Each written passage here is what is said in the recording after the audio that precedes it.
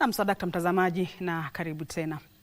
Tuangazie kampeni za lala salama ama za dakika za mwisho za Olkalau, ambapo viongozi katika eneo hilo la Olkalau wametoa wito wa amani na kuvumiliana siku chache kabla ya kuandaliwa kwa uchaguzi mdogo. Viongozi hao wa vyama vya United Democratic Alliance UDA na Democracy for Citizens DCP pia wanamtaka Inspekta Jenerali wa polisi kudumisha usalama katika saa chache zilizosalia za kampeni na wakati wa uchaguzi huo mdogo. Kampeni hizo zitafikia kikomo kesho jioni saa 48 kabla ya uchaguzi huo mdogo. Mwanahabari wetu Giverson Maina amekita kambi eneo hilo na anatuarifu zaidi. Kabisa. Nego Shaina!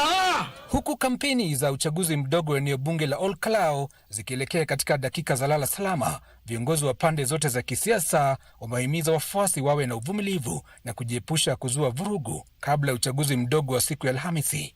Na katika juhudi za kutafuta kura, viongozi wa chama cha UDA wakiongozwa na mbunge wa Nyandarua Faith Gitau walihudhuria ibada ya Jumapili katika kanisa la Full Gospel mjini Olkalau, ambako walishtumu ghasia zilizozuka siku ya Jumamosi, wakitoa wito kwa mashirika husika ya usalama kuchukua hatua kali dhidi ya waliohusika. Huyu kijana amekuwa na mheshimiwa Kiaraho for 13 years. Kwa hivyo anajua maono ambayo Kiaraho alikuwa nayo. I believe he's the only one. Anajua tena kidani ya hayo maono ambao Kiaraho alikuwa nayo.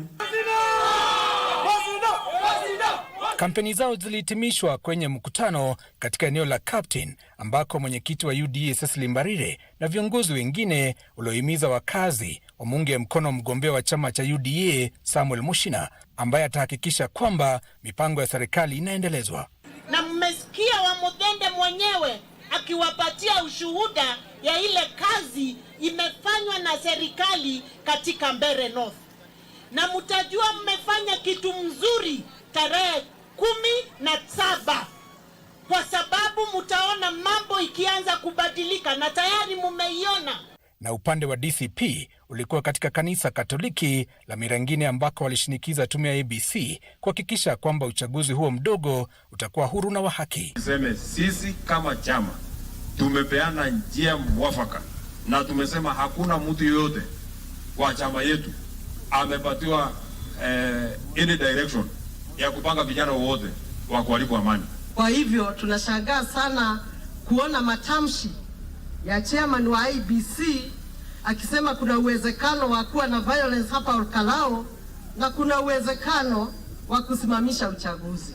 Lakini nataka kuambia IBC lazima and hawana choice yoyote ila kupea Wakenya uchaguzi ambayo ni ya haki, ya amani na ambayo haina mapendeleo. Vilevile walitoa wito kwa Inspekta Jenerali wa polisi Douglas Kanja kudumisha usalama wakati wa shughuli hiyo.